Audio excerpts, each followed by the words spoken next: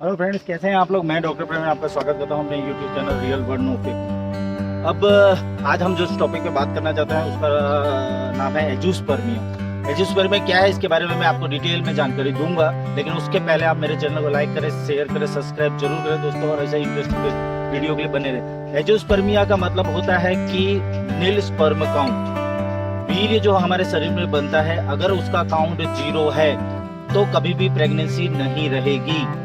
अगर प्रेगनेंसी नहीं रहती है तो उसका पूरा का पूरा जो दोष है हम लेडीज़ों को ऊपर देते हैं कि हमारे मतलब ये परंपरा पुराने टाइम से चली जा रही है, जब इतना नॉलेज नहीं था, जब इतना साइंस आगे नहीं बढ़ा था। लेकिन अभी सबको पता है कि मेल का भी उतना ही बड़ा रोल है जितना का फीमेल का है प्रेगनेंसी रखने में। तो बेसिकली नील स्पर्म काउंट होता क्या है, तो वीर्य जो है अगर उसकी संख्या 0 हो जाती है किसी भी कारण से, तो उसे एंजियोस्पर्मिया कहा जाता है। अब उनके कारणों में देखा जाए तो 2 मुख्य कारण है। फिजिकल कारण हो सकता है, टेस्टिस में इंजरी हो सकती है, या इस तरह की कोई जेनिटल रीजन में कोई भी इंजरी की वजह से भी ये प्रॉब्लम हो सकती है। दूसरी जो ज्यादातर कॉमन देखी जाती है, दूसरा जो कारण है वो अलग कारण है, हार्मोनल कारण है, अलग कारण है। अब उसके उनमें को 3 भागों में विभक्त किया गया है। पहला है हाइपोगोनेडिज्म। जी हाँ, हाइपोगोनेडिज्म मतलब गोनेड्स, जो ये हमारा नीचे टेस्टिस का जो भाग है या जो हमारे जेनिटल रीजन है या हमारे, तो उसको हम गोनेड्स के नाम में जानते हैं। अगर वहाँ पर अगर उसकी समझिए गोनेड्स की साइज छोटी है या बड़ी है या उसके फंक्शंस बराबर नहीं हो रहे हैं, तो उसको हाइपोगोनेडिज्म कहा जा सकता है। वो क्योंकि वहाँ पर कई हार्मोन्स सिक्रेट होते हैं, हार्मोन्स की वजह से ही स्पर्म बनता है, और स्पर्म जब मैच्योरी अच्छे से बनता है तो ही जाके प्रेगनेंसी रहती है। दूसरा कारण है ऑब्स्ट्रक्शन। जी हाँ, ऑब्स्ट्रक्शन मतलब रुकावट।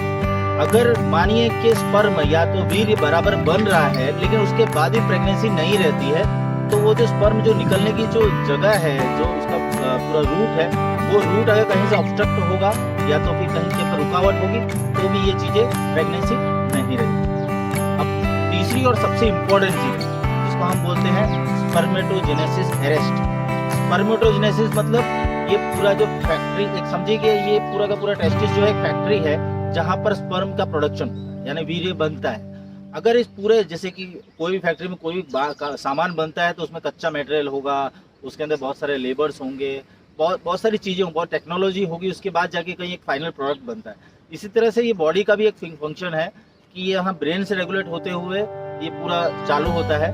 और अगर किसी भी कारण सर उस प्रोडक्ट कहीं पर भी कुछ भी खामी होगी तो स्पर्म बराबर नहीं बनेगा। अगर स्पर्म मैच्योर नहीं होगा, बराबर से बनेगा नहीं, तो भी प्रेगनेंसी नहीं रहेगी। अब इन कारणों को डिस्कस करें और साथ साथ में इसकी ट्रीटमेंट एस्पेक्ट पर हम ध्यान देते हुए आगे बढ़ते हैं। वीडियो में अंत तक जरूर बने रहें दोस्तों, बहुत ही जरूरी वीडियो है। आजकल बहुत लोग इसकी वजह से परेशान हैं। तो मैंने आपको बताया कि ये ब्रेन इसको रेगुलेट करता है। अब जनरली क्या होता है कि स्पर्म बनने के लिए, स्पर्म बराबर बनने के लिए, वीर्य की बराबर क्षमता, वीर्य बराबर उसका मैच्योरिटी, ये सब डिपेंड करता है हमारे दिमाग के 3 हार्मोन्स के ऊपर। जी हाँ, हमारा दिमाग में पिट्यूटरी ग्लैंड करके एक है, पिट्यूटरी ग्रंथि है जो कि 3 हार्मोन्स सिक्रेट करता है। पहला है FSH, फॉलिकल स्टिमुलेटिंग हार्मोन। अगर फॉलिकल स्टिमुलेटिंग हार्मोन बराबर नहीं बनेगा तो भी प्रॉब्लम होगी। दूसरा हार्मोन है ल्यूटिनाइजिंग हार्मोन, LH बोलते हैं जिसको। और तीसरा हम सब कॉमनली जानते हैं टेस्टोस्टेरोन, जो कि ये सेकेंडरी सेक्सुअल कैरेक्टर, या जैसे कि हमारी आदमियों की आवाज भारी होती है, उनके दाढ़ी मूंछ होती है, ये सब टेस्टोस्टेरोन हार्मोन की वजह से। अगर इन तीनों हार्मोन में से किसी में कोई भी खामी है तो भी स्पर्म का प्रोडक्शन बराबर नहीं होगा। अब इसको आगे बढ़ते हुए मैं बताता हूँ कि ब्रेन जो है क्या करता है, दिमाग जो है हमारा वो गवर्नमेंट है। गवर्नमेंट जो है कि वो ऑर्डर करता है FSH, फॉलिकल स्टिमुलेटरी हार्मोन, क्योंकि आप जाओ तो वो FSH क्या करता है, सिग्नल भेजता है टेस्टिस में या जहाँ फैक्ट्री है कि आप भाई स्पर्म का प्रोडक्शन, वीर्य का प्रोडक्शन चालू करो। लेकिन अगर फिर वहाँ पर कुछ सेल्स पाए जाते हैं, वो सेल्स क्या करते हैं कि हार्मोन का प्रोडक्शन फास्ट करते हैं। अगर मानिए कि FSH बहुत बढ़ गया, मतलब अगर संख्या बहुत बढ़ गई, तो वो उस तरह का प्रोडक्शन नहीं कर पाएंगे, वो अपना काम बराबर नहीं कर पाएंगे। इसी तरह से ल्यूटिनाइजिंग हार्मोन वो क्या करता है कि वो ट्यूब्स होती है, फैक्ट्री में जो ट्यूब्स होती है, बहुत सारी ट्यूब बनी होती है, मतलब अलग अलग कंपार्टमेंट में, इस तरह से बहुत वहाँ वो दूसरे हार्मोन को कि भाई चलो आप अब जो हार्मोन बन रहा है उसका प्रोडक्शन बढ़ गया है, अब आप उसको कैरी करो और आगे बढ़ाओ। ल्यूटिनाइजिंग हार्मोन का ये काम है। लास्ट में जो है, और उसका एक काम ये है, टेस्टोस्टेरोन को ऑर्डर देता है, वो वहाँ का मैनेजर है, वो वहाँ टेस्टोस्टेरोन को ऑर्डर देता है कि भाई आप प्रोडक्शन चालू करो और आगे भेजो, अब जरूरत है। टेस्टोस्टेरोन में अगर प्रॉब्लम होगी तो वो ये नहीं कर पाएगा। इसी तरह से ये तीनों हार्मोन्स का अलग अलग रोल है। अब जनरली अगर आप स्ट्रेस में जीते हैं, आपका खाना पीना बराबर नहीं है, आपको कोई इंजरी हुई है, ऐसे कोई भी कारण सर होगा, तो ये सब प्रोडक्शन जो है वेर विखेर हो जाएगा, मतलब ये बराबर होगा नहीं। हम इसके लिए क्या कर सकते हैं? तो सबसे पहले हमें अपना लाइफस्टाइल चेंज करना होगा। मैं अब सीधा ट्रीटमेंट एस्पेक्ट पे जा रहा हूँ। इसके लिए एलोपैथी में इसके लिए ऐसा कहा जाता है कि अगर मानिए कि FSH फॉलिकल स्टिमुलेटर हार्मोन ज़्यादा बढ़ गया है, तो उसको टेस्टोस्टेरोन के इंजेक्शंस या टैबलेट्स दिए जाते हैं, जिससे कि वो नॉर्मल आ सके, जिससे कि स्पर्म का प्रोडक्शन बराबर हो सके। इस तरह दूसरे भी हार्मोन्स का प्रॉब्लम हो तो ये किया जा सकता है। अगर आपको ये पता नहीं चलेगा कि आपको ये, क्योंकि ये जनरली फिजिकली आपको कोई तकलीफ नहीं, तो इसके लिए कुछ, अगर आपको प्रेगनेंसी नहीं रहती है और आप अगर आपका स्पर्म काउंट करवाते हो, चेक करवाते हो और उसमें प्रॉब्लम आती है, तो जनरली गोनेड्स के टेस्टिस यहाँ पर FNAC करवाना चाहिए, फाइन नीडल एस्पिरेशन टेक्निक है, जिसके अंदर के या तो बायोप्सी आप करवा सकते हैं। ये टेस्ट है, उसमें जो करवाने हैं आपको, उससे आपको ये पता चलेगा कि कोई मैलिग्नेंसी तो नहीं है, कि कोई दूसरा कारण तो नहीं है जिसकी वजह से फंक्शन नहीं हो रहा है। ये टेस्ट जरूर करवाना चाहिए। इसके अलावा हर 6 हफ्ते के अंदर 2 बार, अगर आपको ट्रीटमेंट ले रहे हैं तो 6 हफ्ते के अंदर 2 बार आप स्पर्म काउंट चेक करवाएं। अब ट्रीटमेंट लेने के लिए सबसे पहले हमें जो ब्रेन है उसको मोटिवेट करना होता है।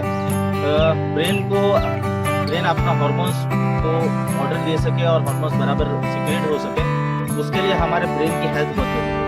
तो आयुर्वेद को अगर देखा जाए तो आयुर्वेद में जीवनी गण कहे गए हैं। चरकाचार्य जो है उन्होंने जीवनी गण के ड्रग्स बताया कि जो कि ब्रेन के वो बहुत अच्छा इफेक्टिव है, जिसमें मंडूकमणि है, ब्राह्मी है, ऐसे कई ड्रग्स हैं, लगभग 10 ड्रग्स हैं।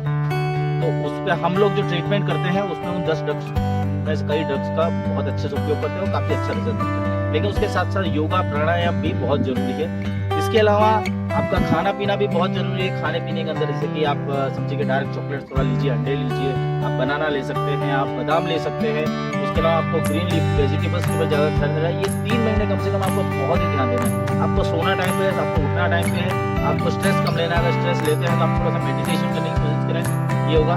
आपको ये लगेगा यार इससे ये सब का क्या लेना देना, इसलिए लेना देना है कि ये ब्रेन जो है ना, ये चीज़ सब चीज़ों को कंट्रोल करता है। अगर आपको कोई फिजिकल तकलीफ है, मतलब आपको कोई चोट लगी या पोर्शन ऑफ टेस्टिस कहा जाता है, इसमें टेस्टिस किसी कारण से फूट जाती है और उसमें इंजरी होती है, तो आप अपने आजू बाजू में कोई सर्जन उनको बचा के उसको उसका ट्रीटमेंट, फिजिकल के लिए आप आजू बाजू में सर्जन को बता के ट्रीटमेंट ले लें और उससे आपको काफ़ी बेनिफिट होगा।